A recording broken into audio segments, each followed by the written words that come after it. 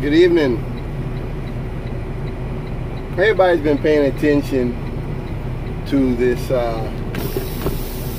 these midterms. Everybody's been paying attention to how they pretty much are using a law to try to fuck the little guy. All the things Trump is doing, and how he's attempting to abuse the authority. He's got a guy in there now that very clearly is going to be used to, how can I say, impede justice. That's very clear at this point, I think, to anybody who's paying attention. I'm speaking about Whitaker, acting Attorney General Whitaker. I often think about, as a black man, how I've heard many of the same things from black men they wish they could do. Well, no, I'm sorry, not the things that you could do, but the things that are being done that Trump complains about, how he's using his executive power to escape justice, in essence. You know, and that should be very, very clear to anybody who has eyes to see and ears to hear. That he's using his authority in his office to escape from justice. And I think that for anybody out here who believes in justice, who believes in the law, all that shit, it's concerned them greatly, I think. It should really concern you that Trump is making a mockery of the legal system on a regular basis. That's very clear. That's very clear. There is no law in America. Motherfucker. I mean, I speak to a female friend of mine earlier today, and I thought about how when Trump came in, he had the white supremacist all-star team. He did. White supremacist all-star team. Let me say that. Oh yeah, big time. And I'm not going into Giuliani, Pence, Jeff Sessions, you know, a bunch more I'm not getting into right now. White supremacist all-star team. Ben Carson? I mean, here you have a black man from damn Baltimore who's on food stamps. And I'm not knocking anybody that's on. I was on food stamps. Not knocking anybody that has to use government assistance. His mother had mental issues. He speaks about that in his book, that she would send her boys. She would send her boys to their grandparents, kind of like my mom would send me to my godparents for, you know, Christmas and the holidays, spring break and all that. And she would get herself locked in a fucking mental institution because she was nuts. She was certifiable. Not making fun of mentally ill people. What I am saying is that what that really says. I'm gonna turn it off in a second. Lakeside Drive, US 251. What that really speaks to is the fact that the system in many ways helped him. And they don't. Reagan destroyed a lot of that. The mentally ill, the gifts. I mean, not gifts. The programs that they had for the mentally ill. Reagan destroyed much of that. Let me say that. Those places. We put mentally ill people in prison. That's what we do in America. We don't solve problems. We put you in prison.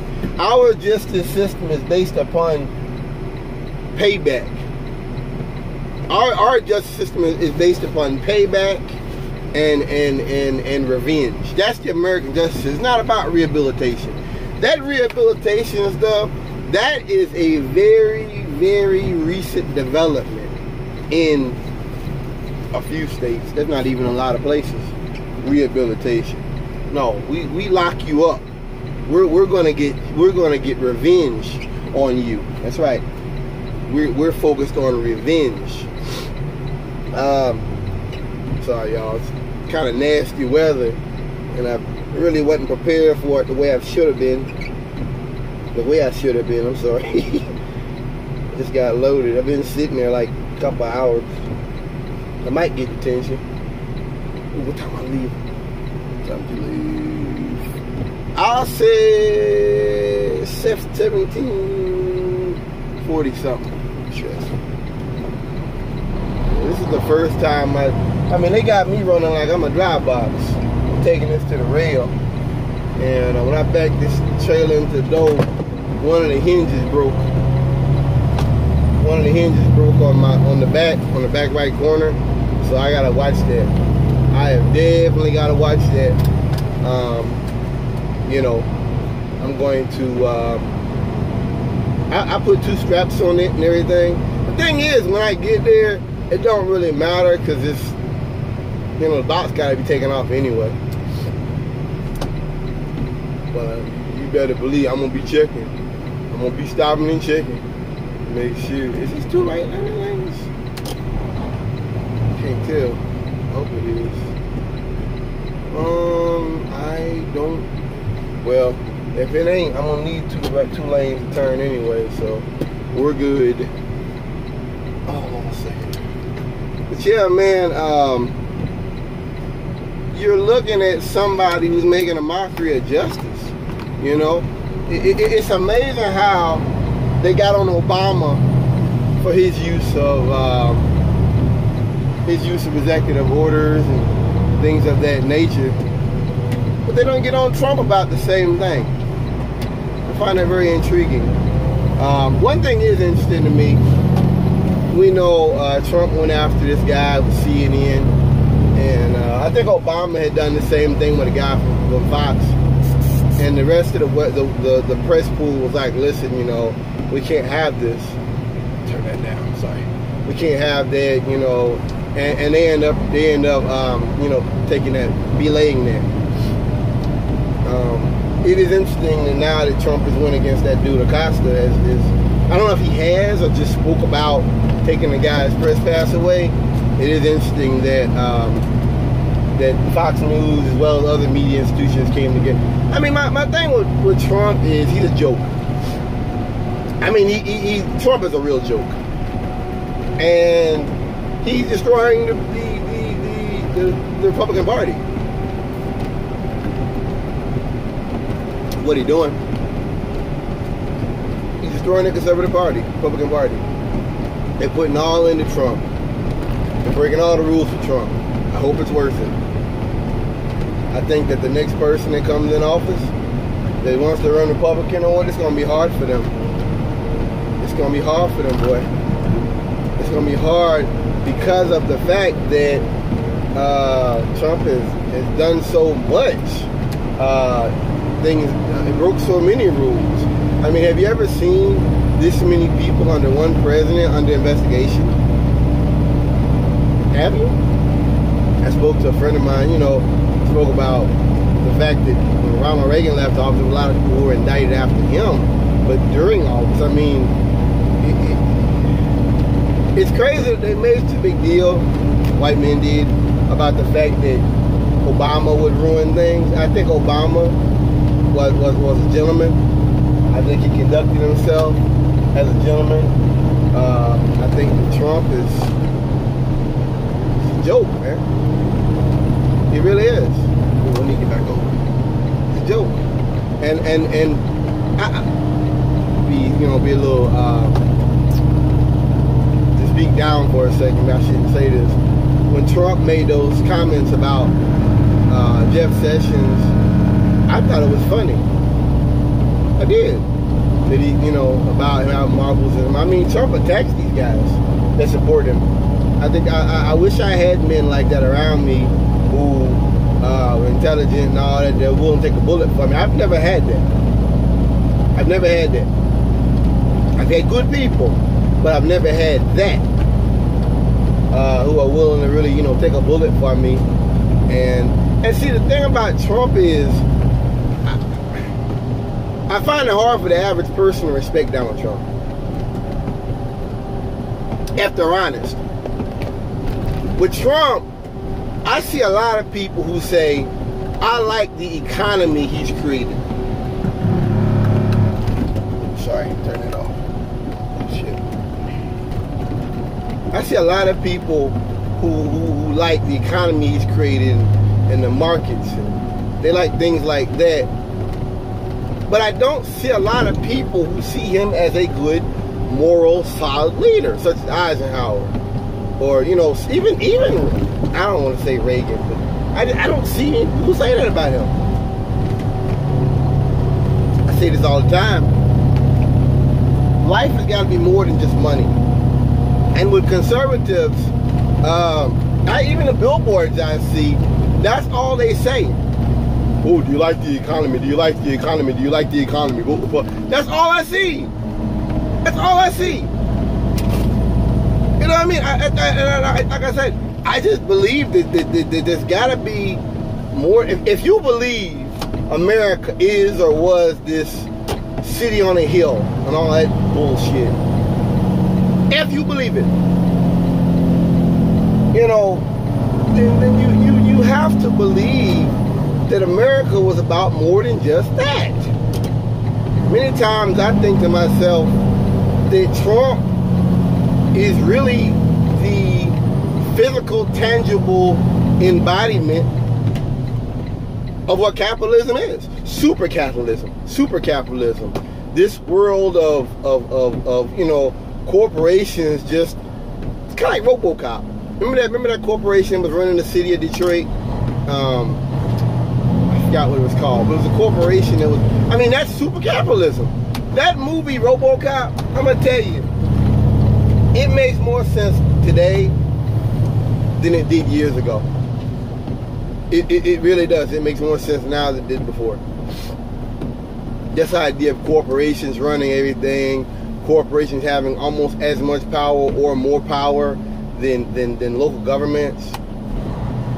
That's really, I forgot what they called that, but that's, let me slow down here. That's really the world we're living in. And that's certainly the world we're living under Trump. Let me stop. That's the world we're living under, baby. Do I yield here or what? Yeah, that's the world we're living under. Everything's for sale. Everybody's for sale. Anything's for sale at any time. That's what it is. And it really amazes me to still see the Christians getting behind Trump. I'm like Chris Hedges. What happened to the Beatitudes? What happened to do unto thy neighbor as thyself? And what happened to all that? Where'd that go? And I say this all the time to y'all, that when white supremacy is in danger, all that Christianity go out the window. See, Christianity really, and I'm not one to knock religions. I don't do that. Anybody that knows me knows I'm not that guy. I don't knock religions because I think that if you can find peace in something, hey man, that's great. If you can find peace, if you can find your holiness, if you can find something in it to order your household, hey man, do what you do. Life is too short. I'm just a truck driver who watches a little bit of the news and does a little research. I ain't nobody. I ain't nothing. But Christianity is another part of that soft power, making the slaves forgive their master, making them turn their cheek as this man takes your wife to rape you. In fact, you couldn't even marry because their Christian sensibilities thought that was wrong, that you're raping this man's wife, but you're Christian or whatever. Well, they see him as property anyway. Yeah, this thing is heavy. Yeah, I think that's kind of what Christianity is. It's this how can I say? It's I don't want to say a propaganda. I don't want to say that, but it's all about making you accept oppression, I guess you could say, and they've weaponized it now. they've weaponized Christianity to a certain extent now. Even more than it was before. Even more than it was before. I find it very interesting, you know, and you see that, you know, Sessions and Pence get into that Christianity. And I guess Trump brought him in to do a prayer or something. But Trump don't give a damn about religion. Trump gives a damn about what he can use and what he cannot. That's what Trump is at, man. Period. It's that simple. This shit ain't complex. Don't overthink this shit. Don't overthink Donald Trump is what I'm trying to say. Ain't nothing, there's nothing to overthink, honestly. He's trash. And everybody who's in his party, his fellow travelers, are trash. And I don't even know, man. You know, Michelle Obama made a comment about how Donald Trump's statements about the birtherism and stuff, that it was dangerous, and that honestly there could have been some guy that got a gun and came to Washington D.C. looking for his daughters. And Trump goes off. This is his response. I know that they want him to be controversial and all that. See, what Trump did there, you gotta understand white men. He objectified her. That's what white men do. They objectify everything. Instead of looking at it and saying, yeah, that's right, I got kids too. You know, see, that was another example. And I talk about this a lot, about how Donald Trump, even when he gets a chance, a free chance, something free, to act like a human being, he screws it up. Even when he gets a free chance to act human, he screws it up. He could have just been humble and said, you know what, you're right. I never meant to put anybody's life in danger. I never meant any of that. I just, you know, but he didn't. Because it was never about the birth certificate. It was about being nasty and vicious and low down. And that's what Donald Trump does best.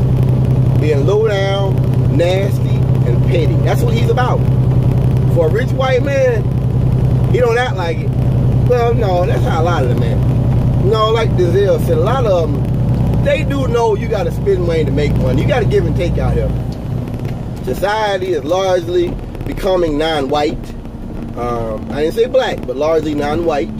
So I think a lot of rich white folks realize they have to bend with the times, not just liberalism, not really just liberality, but just have to bend with the times. Recognize that the times, they are changing. It's not the 50s or 30s. That's what I mean when I say, as far as I missed this, like, that's what I mean as far as, being a rich white man. Yeah, but Donald Trump didn't make that money. That's what gets me by these white men out here. They love Trump, but Trump didn't make that money. Trump didn't work for none of that money. Let's turn there. Didn't work for none of that money. Trump was born rich. And I was, I was raised, white boys I was raised around, they didn't like the rich people. Not particularly. White boys I grew up with, country boys, they didn't like guys like Donald Trump. Yankees, they want to come down here and tell them how to live and all that. The fact that you have rednecks trying to put in with Trump, it really shows you where white supremacy is in this country. See, really, honestly, these shootings, this calling police on black people, I call that desperation. And I know that for these black parents out here, these people out here that have been killed, and that, yes, will be killed by police for no fucking reason, that's no comfort. I get it. That's no comfort to them. I'm sorry. And to these kids that, you know, where the teacher went up to one of the boys and playing with his friends and told him, when you get killed by the cops, it'll be your fault. Or the one where the black girl, the white girl called her a nigger, and she put it on Facebook. And the school said, well, take it down, we won't suspend her anyway for basically putting up evidence of a white girl calling her a nigger. That I hate to say it, that's necessary, because that's showing you that's what the Caucasian's going to do to you, rather than take it as a moment to speak on race, to speak about what's right and what's wrong. You'll instead try to just shut that up and punish the person that makes the complaint. Use your law, use your power to suppress the person who's simply showing you something you don't want to see. That was necessary. And that black girl might grow up to be a senator someday. That black girl might grow up and be a mayor. She might go out here and use that childhood experience in a positive way. I hope she does.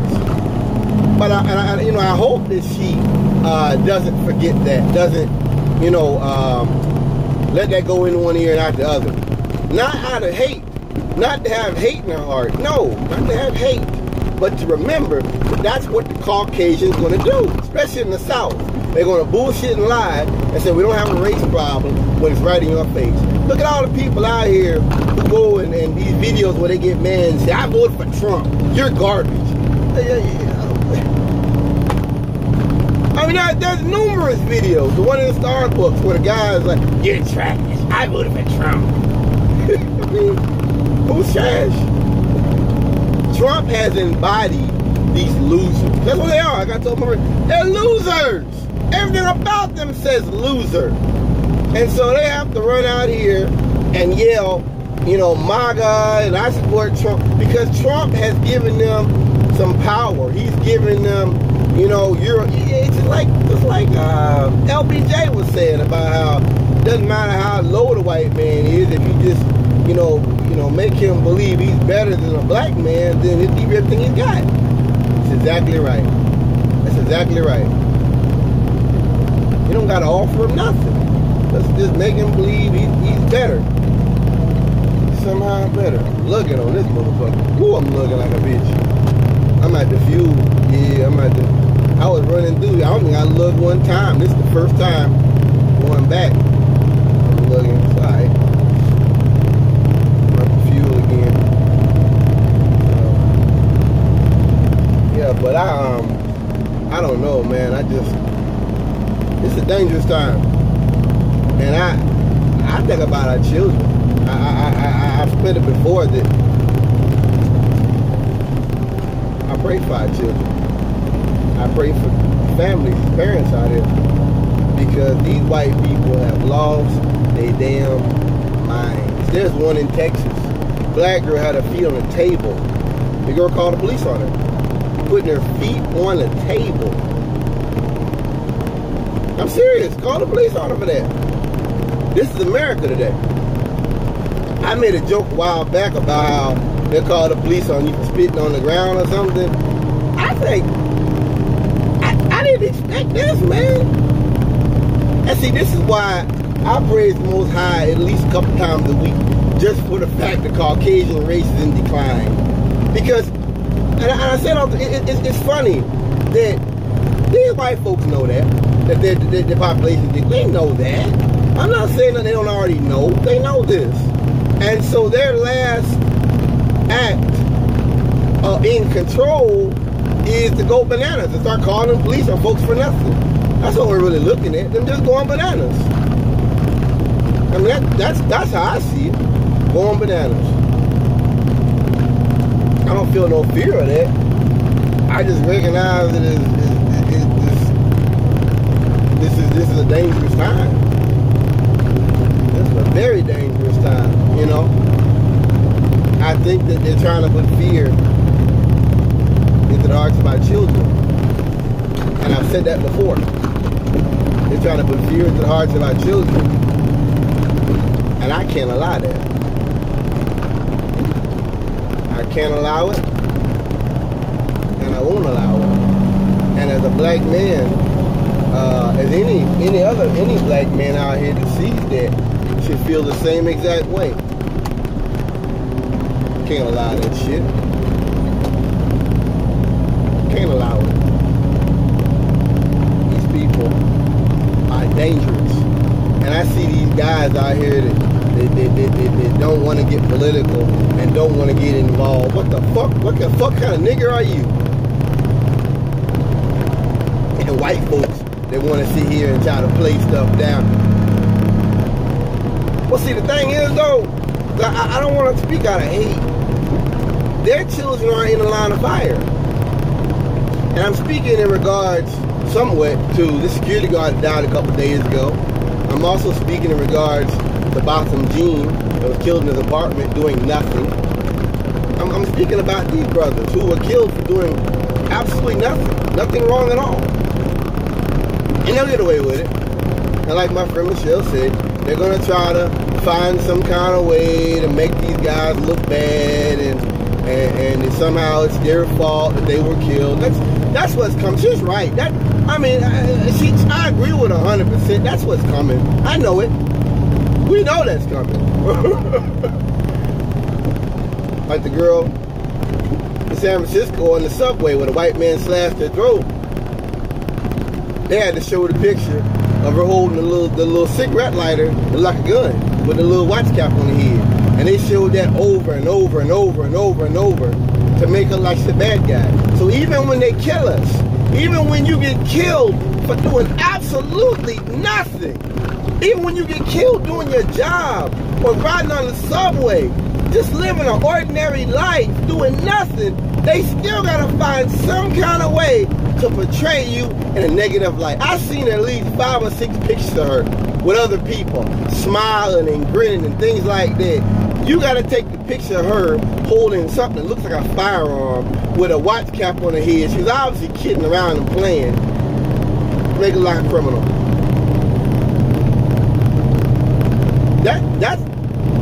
That's what I'm saying. You gotta do that instead of making like a human being, a normal human being. Why do that, man? And that's why there's a guy on Fox News, Alan West, a guy on Fox News, and he's like a straight up coon, man. One thing about coons, there's always a little fear in them, I notice. I always say, look, I'm not saying that makes them cowards. I always say a little fear in them. And I say these black coons, these black police officers, these black soldiers, don't you realize they can kill you too? You think you're different than me? Because you got a little bit more money than I do, or you live in a nicer house, or you got a couple suits in the closet, or you sleep with a white woman, you are no different. Oh shit. You are no different from me. Sorry guys, I'm trying to concentrate. Gave me a damn warning of curves, and my dumb ass just kept speed along. Yeah, you're no different than me. You're just in your current position. You're no threat to the oppressor, but that can change. And see, one of them white people is, you can have some of them that might give you a yeah, because they see the big picture. Like that dude Janus. Sorry, that dude Janus is a good example of that. Why is this dude swerving in my lane? Like that dude Janus is a good example of that. He thinks that he can coon and play with white people, and some white people will accept him because he's wearing their clothing, he's, you know, doing things that they do. He's basically trying to pretend to be a white person. And as long as you're trying to pretend to be a white person and you're supporting Trump and all those kind of things, then you know Trump. You're no threat to the white man, are you? You're no threat to him or his system. So, you know, some of them kind of understand that logic of we need white allies. Even though you're gay and all that, we're okay. See, really, honestly, being a gay, white apologist, a black, gay, white apologist is really beneficial for white people. Why? For one thing, by you being gay, you're probably not gonna have a lot of kids. You're probably not gonna get in with with black supremacist groups like you're not gonna get with a dude like me. You're not, because you're not gonna go out in the woods and stuff. You're probably not gonna be a big gun guy. So you're no threat. You're probably gonna get a job in an office somewhere working for a white man.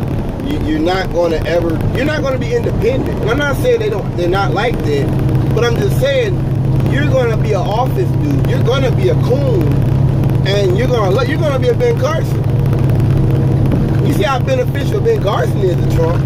I don't care what he says about black people being slavery was a choice, and that the people that came in on the slave ships were immigrants. I gotta say, I don't think I've ever heard anything like that before in my life from a black man. And I've been meaning to look into Ben Carson and like is he around? Does he have any black friends? And I just can't even do it. Like to me, he is persona non grata. It doesn't mean nothing to y'all, but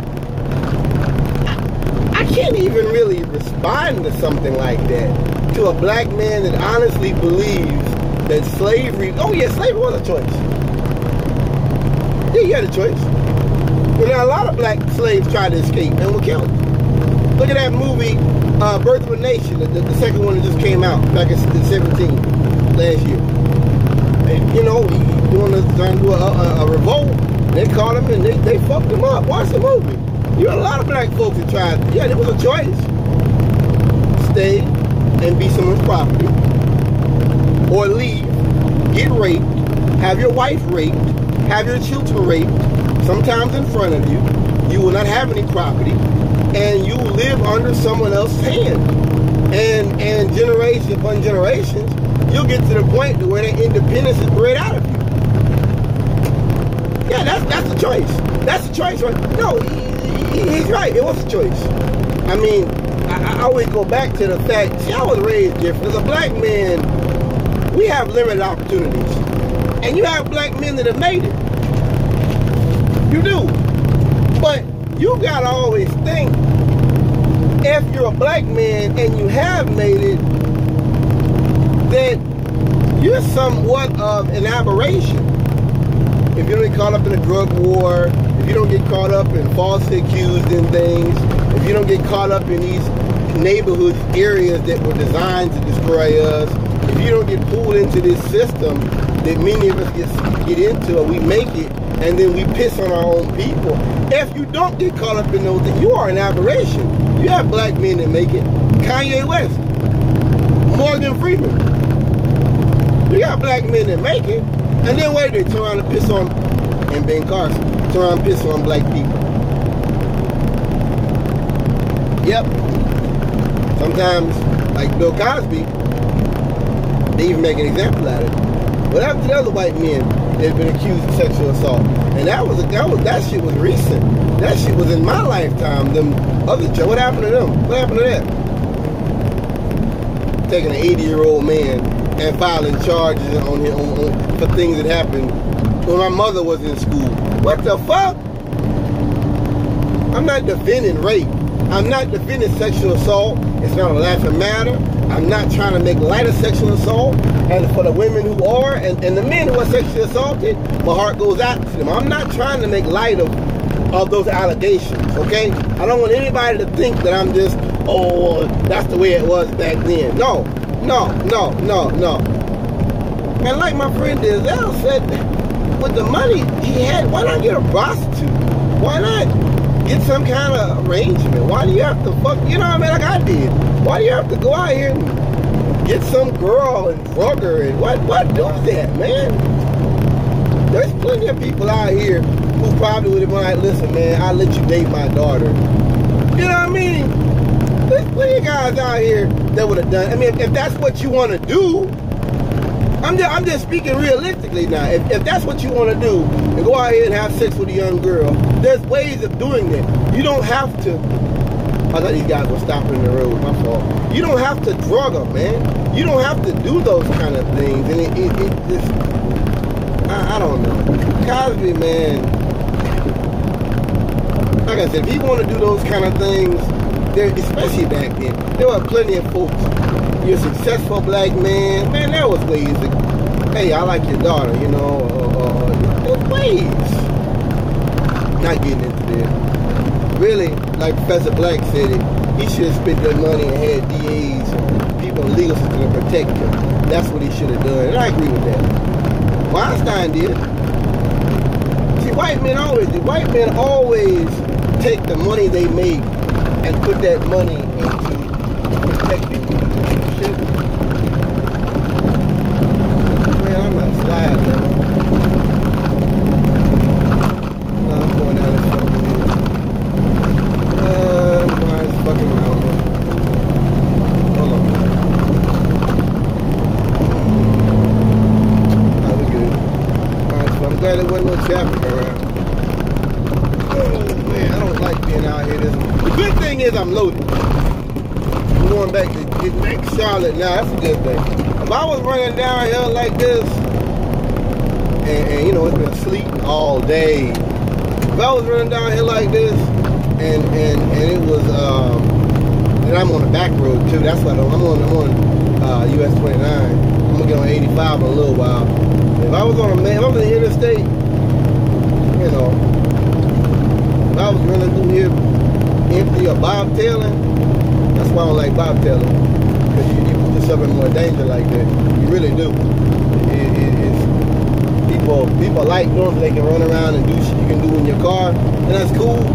But in my experience, I'm always bobtailing when it's bad weather. Like when I get up here to Charlotte in this yard, I'm going to bobtail back to Hub, and that's going to be bad. That's going to be quite dangerous because, well, it ain't that far. I don't like bobtailing when it's icy or really, really rainy. I don't like it. Yeah, so I'm fucking lugging, boy. When I get back, goddamn, love I fuel, then I'm going to fuel again. Yeah, I'm lugging. Steady lugging, y'all. With bad weather like this, I don't like to even get close to low fuel. Like 1/4 tank and all that now, because you just don't know. I've had to detour around wrecks and stuff. I can get on 85, it can be a major wreck for miles, and I gotta do a damn detour. I had a detour one time because of a sandstorm in Arizona, Nevada, that area. Like a 20-30 mile detour. That happens. And that wasn't no wreck, nothing like that. That was just a natural weather event, you know? And that happens all the time down there. But I'm getting off subject. With these black men that sell out,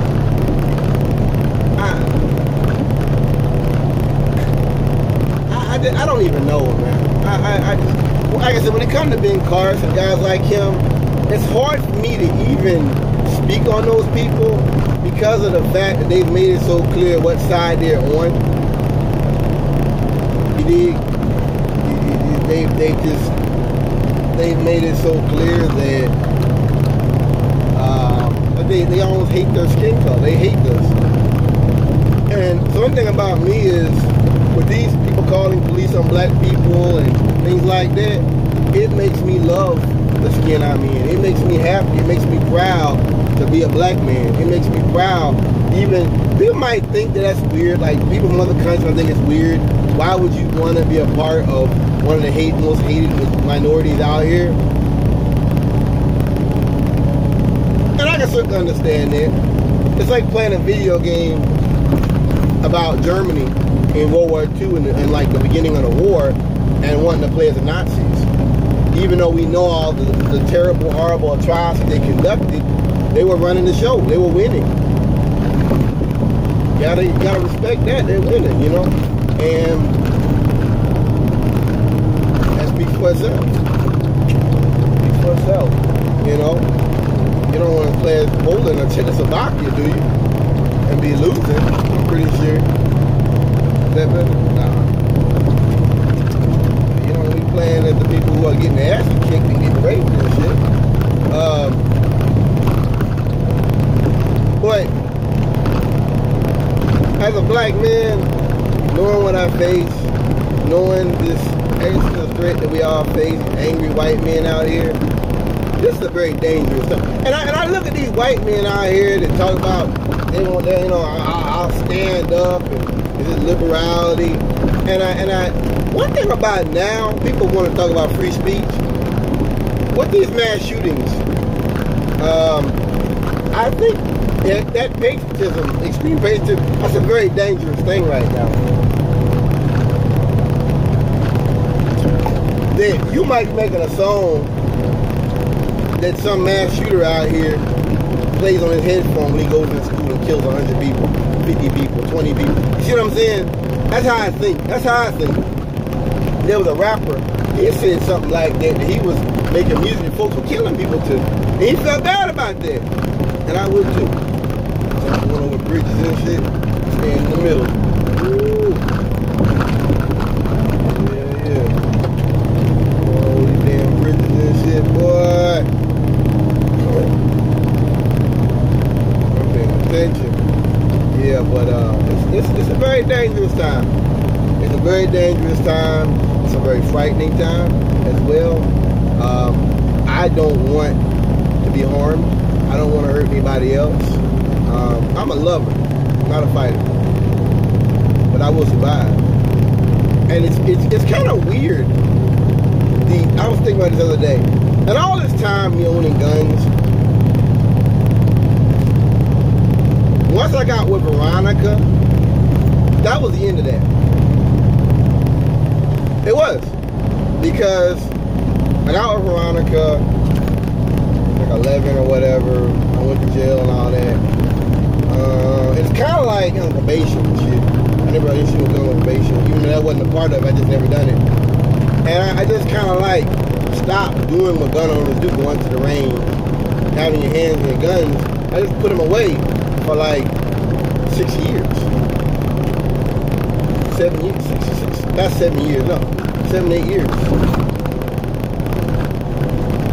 And when Charlottesville happened, it was like, fuck, like, you know, I don't know, white folks out here will say, well, that's because you people wanted to take our heritage. I know they'll say that, and it's fine, I don't care.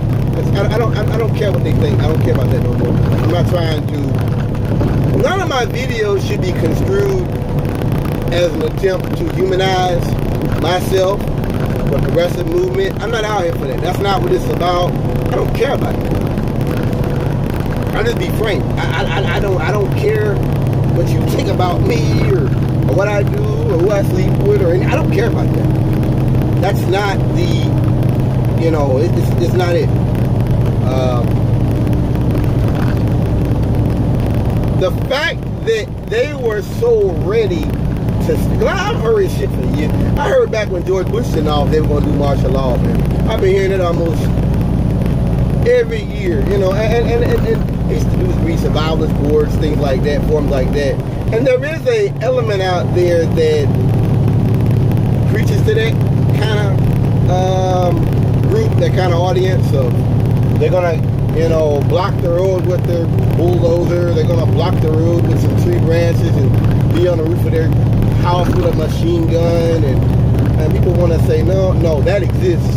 We saw that in Charlottesville, those kind of people.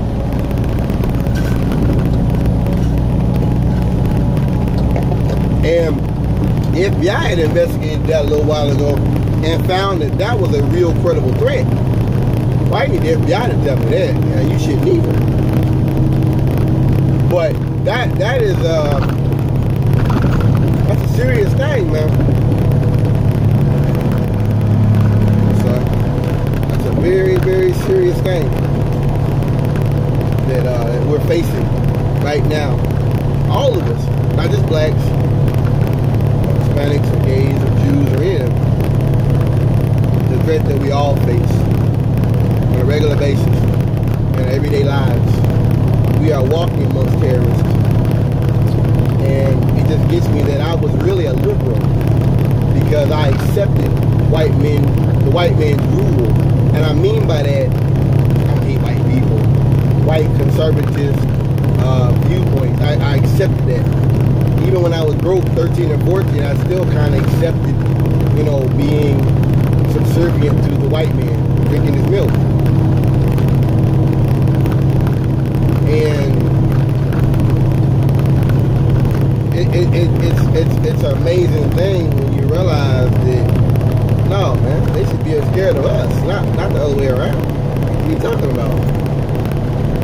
And this is their history. They've always been killing largely innocent people. I didn't know about that. Whether it be black or Indian or Asian or putting people in camps. That's American, killing people and putting people in camps. D.L. Hughley, he speaks about how America really was a nation of supervisors more than anything. You know, the Irish built the tunnels, the Chinese laid the railroad, and the blacks, we were slaves. We did everything else. That's really America's history. Those groups were able to assimilate as Caucasian and kind of give up their own culture. We were not. And when you hear about that, how Italians come to this country with nothing and all that, and all this white pride stuff, well, that's because they weren't targeted. We had communities. They destroyed that. We had our own little. You had to go uptown and you just do shit in the neighborhood. You just go to. We had our movie theater. We had all that. They wrecked that. They destroyed all of that. That story that's not told. We had Black Wall Street, Tulsa, and Wilmington, and other places. They destroyed that. They destroyed that. So, listen. Oh, I'm sorry, I lost the train of thought. All the many years, I didn't shoot guns. I didn't really, I went hiking a few times. I didn't really go into the woods. It's because I kind of accepted this white supremacist society. And you kind of wake up, you kind of realize, like, whoa, you know, this is not cool. This is not where it's at. This is not what's up.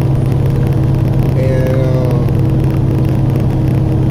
that's when that's synonymous. I guess I could say that time was Charlottesville. That was a big wake up. And then the thing was, like, you know, when you have an event, like an emergency event, like, you know, a train wreck or a school shooting, something that just is a massive loss of life, a true tragedy. Eventually, you have someone that comes out and concludes it with a speech, with just a conclusion, and that's a part of society.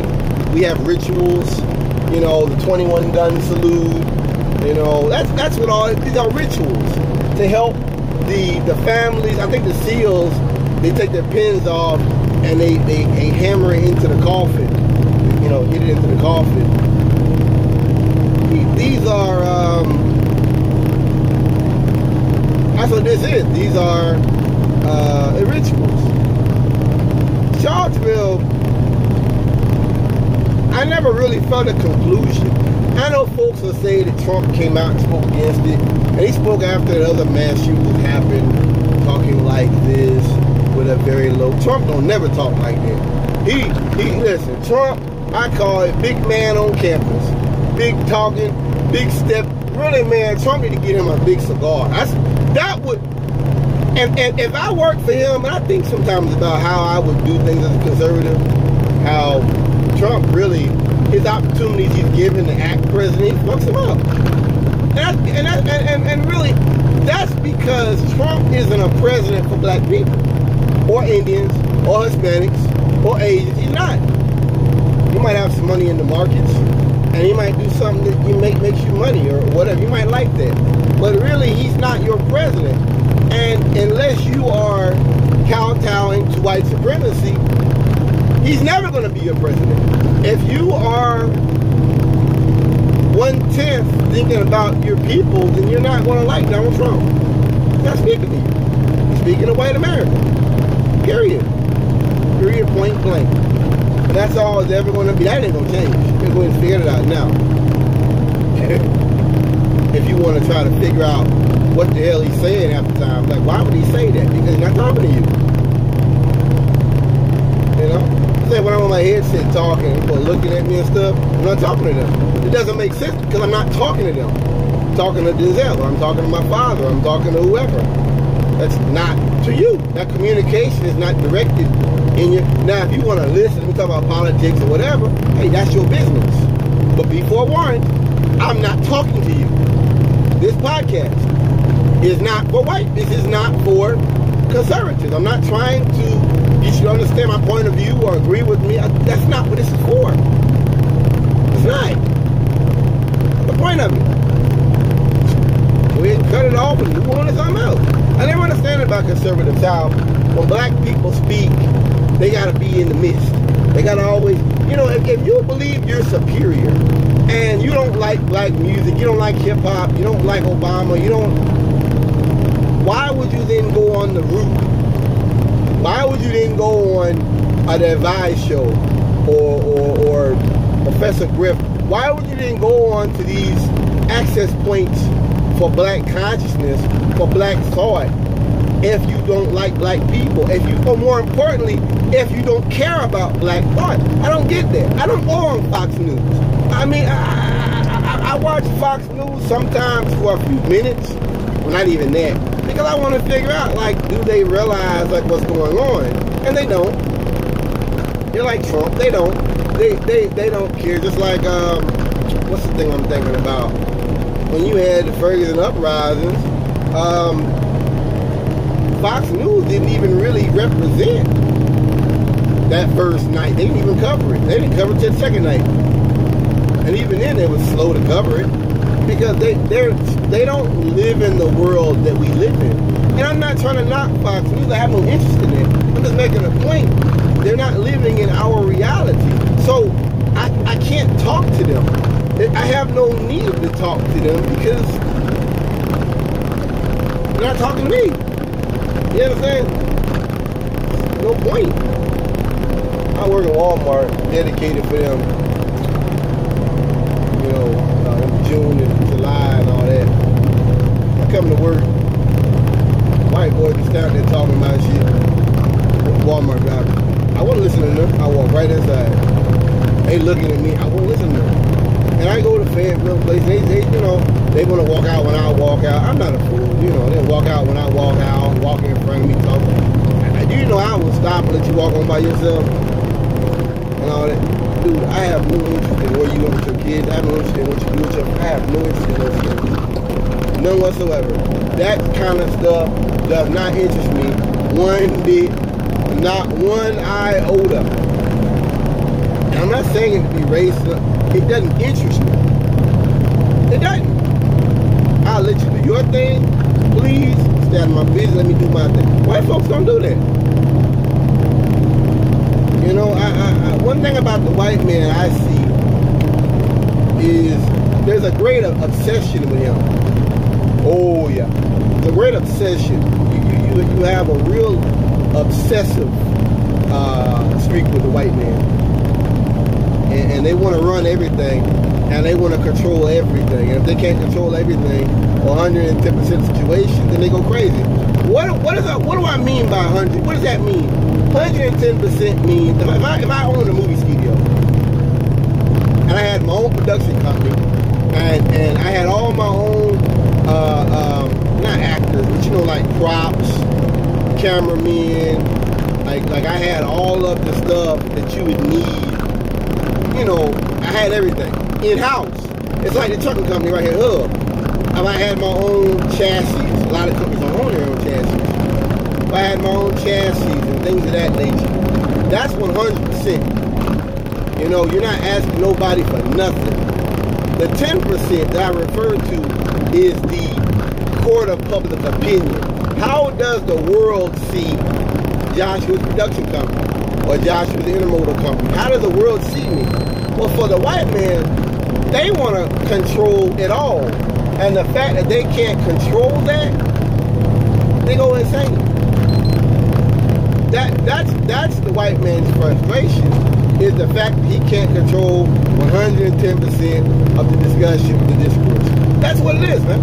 And it's that simple. You're dealing with obsessive beasts. And they think that makes them smarter. I don't think so. I think that's what makes stalkers.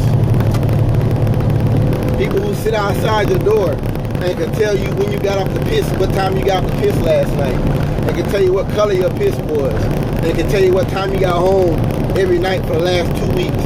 They can tell you, dude, that's weird, man. You're not better than me because that's weird. That's a weirdo. I don't think that makes you better than me. I've grown up around them kind of guys. They just real technical, real weird. You're not better than me because you're weird. You're a weirdo. You're weird. Fucking weird as hell. It's like you're dealing with Hannibal Lecter or something. You know, remember Hannibal Lecter? Remember the first movie? The girl come up in there, he could smell the girl's cologne through the damn window, and they had a little slant that it was sealed up. He could smell it. Dude, that's creepy. Women don't find that attractive. That's creepy. Well, some white girls might. That's creepy as fuck, man. Dude, there's a way of flirting. There's a way of, I like your perfume, man. You smell good today, you know. How you doing, you know? There's ways. He was creepy. Remember, he was able to, I don't want to get into all that. That's how I see white guys. Not all of them, but the ones I'm talking about. Just creepy. Creepy as fuck. These guys out here doing all this stuff, you know, threatening black people and calling them black people, and that's what this is about. These are weird, obsessed white people. And one thing that I'm really kind of comforted somewhat, can I say that? Comforted somewhat by is the fact that these kids out here, they're not buying this. They don't want this world that's being created. These kids out here that I see, for the most part, they're not for this. You know, and I tell white people, white supremacy is a dead end. You people are dying off. Trump might extend that time a little bit, but you're dying off. You know, what you're doing is, I think that Trump is an example of a little boy that gets everything he wants, but ends up rotting his teeth, and ends up not having any friends, and he's a weirdo, and no one likes him. That's to me how I see Trump. You know, not as somebody who he's getting away with, you know, saying that, oh, the election fraud in Georgia, election fraud in Florida, while showing no proof. Well, you know, that's bad. And that's dangerous because these white men out here that are plugged into that are up here like, yeah, they're trying to take the votes from us. What? While Georgia's doing everything they can to keep black folks from voting. Right. About the bus that got turned around? But Trump was talking about voter fraud. No, it's because we standing up. We ain't. And see, really, honestly, it's like that black girl I told you about in Cabarrus County that they you know, suspended her, even if they said they wouldn't suspend her for the racial stuff. I think that's positive because it's showing black people what they're facing and what they're dealing with. It's showing black people that this is the way the oppressor is going to deal with you. You know? Because really, let's be frank, this isn't about the midterms. This isn't about any of that stuff. This is about the re-election or the attempt, the eventual attempt for Donald Trump to be re-elected. The fact that they put out so many stops to try to keep black people of color from voting, well, that's to show black people all they see. You know, all these things that Trump is doing. To me, I just smell desperation with Donald Trump right now. I do. I just smell this intense desperation. I really do. And it has to happen. That's just, I mean, get used to it, guys. I mean, you know, I'm not saying that desperate people can't be dangerous. Of course they can. It can be very dangerous. You know, like a guy on MSNBC was saying that when a cornered rat or something, you put him in a corner, you know, he come out biting, come out scratching. You know, because he feels like he has to. He has no other, and that's why you see him attacking black women. I mean, Trump really is another extension of the Southern strategy. See, that's another thing you have to really, if you want to figure out Trump, first of all, like I say, you have to realize what he's saying to white people out here, but you also have to realize what he's saying, just what he's saying overall. You have to understand these things, you know? You really gotta comprehend what's being said, what he's saying with these things, you know? Some of the strategy, George Wallace and all that, you know, was with Nixon. You know, I'm gonna teach you a different way to work, how to talk. You can't use the N-word. After 65, you can't use the N-word because you lose votes. But we'll change the vocabulary of it. We're gonna still use the same George Wallace kind of philosophy, and we'll change it a little bit. We're gonna change it a little bit. We're gonna talk about entitlement reform and stuff like that. I'm glad to see so women were elected, but a part of me really feels like all this voter suppression and all that, it just makes us stronger. That's all, it just makes us stronger. That's my opinion. That's my opinion, y'all. It makes us stronger. Because you realize what you're dealing with. You realize what you're looking at. You realize what you're facing now. You don't get fooled again. Don't get fooled again. No, there you go. Don't get fooled again. And you won't. You won't get fooled again by Trump. So, love you guys. Thank you for listening. I hope that my message received you with the proper intent. I hope that the intent of this message was properly received by the right people.